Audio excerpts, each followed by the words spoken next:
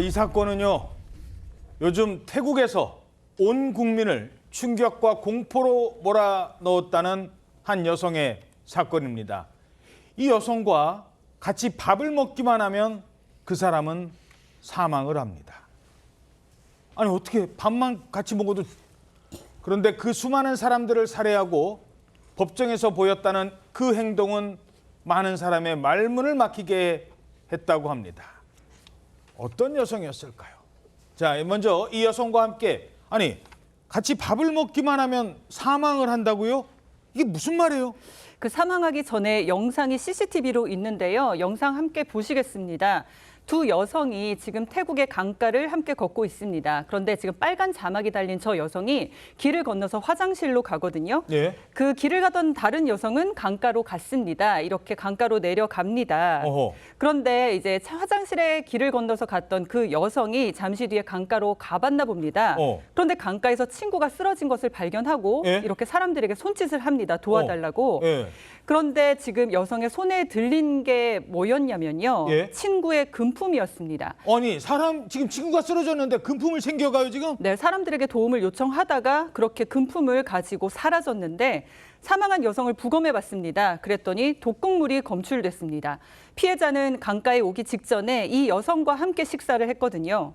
경찰은 함께 여행을 하던 이 30대 여성을 체포하고 조사를 해봤더니 피해자의 음식과 물에 독극물을 넣어서 살해한 것으로 드러났습니다. 자, 여기까지는 그냥 한 가지 사건인 줄 알았어요. 그런데 더 충격적인 게요. 이렇게 여성과 함께 식사를 하고 사망한 사람이 한 명이 아니었습니다. 이 여성과 식사를 하면 사망했다는 사람들, 피해자가 무려 14명이요? 예, 그렇습니다. 가해 여성이 이 살해를 시작한 게 2015년이거든요. 그런데 8년이라는 이 긴 시간 동안 주변인들의 음식과 음료에 독극물을 넣어서 14명을 살해했고 그리고 한 명에게는 상해를 입혔습니다. 자, 이 여성이 과연 왜 그랬을까요? 자, 이런 범행을 저지른 이유는 바로 돈 때문이었습니다. 자, 이 여성은 온라인 도박에 중독돼서 막대한 빚을 지게 됐는데 그러니까 이를 갚기 위해서 주변인들한테 계속 돈을 빌리기 시작한 겁니다.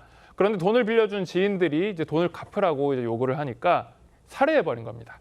자, 피해자는 이 여성 12명 그리고 남성 2명인데 대부분이 가해자의 친구였고요. 심지어 그중에는 가해자의 전 남자친구도 있었다고 합니다. 돈 갚으라고 하니까 밥 먹자고 하고 그다음에는 살해를 시키는 겁니다. 전 남자친구까지.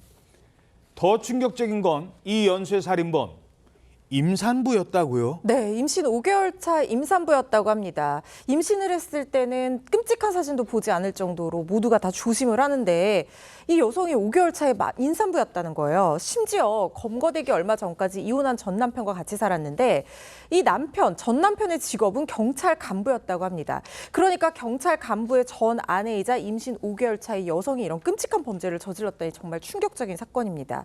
범죄심리 전문가들이 얘기하기로는요. 이런 종류의 연쇄살인범은 본인이 어떤 상태든 살해하겠다는 목적의식 하나에만 집중해서 수단과 방법을 가리지 않고 이런 범죄를 저지를 수 있다라고 합니다. 태국 경찰이요. 여성의 집에서 범행에 사용했던 독극물을 발견을 했거든요. 그런데 이 여성이 뭐라고 변명을 했냐면 반려견을 공격하는 파충류를 제거하기 위해서 이런 독극물을 구한 것이다라고 하면서 자신의 혐의를 끝까지 부인했다고 합니다. 더 충격적인 거. 이 모든 혐의가 인정이 됐고 결국 재판정에서 사형 선고를 받습니다. 그런데 사형 선고되는 그 순간 이 여성 어떤 행동을 했습니까? 웃었다고 합니다. 거기서? 그렇습니다. 이제 선고받는 그날 이 여성이 화장을 진하게 하고 법정에 딱 들어갔다는 거예요. 근데 혐의가 너무 많아서 판결문을 읽는 데만 3시간이 소요됐다고 합니다.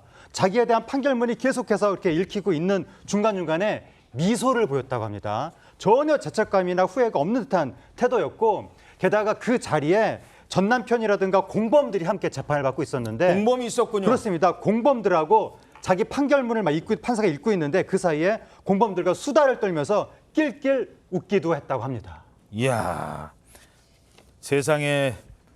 글쎄요, 본인이 사형을 당하기 때문에 이젠 마음대로 해보자는 것일까요? 정말 큰 충격에 빠지게 만든 사건이었습니다.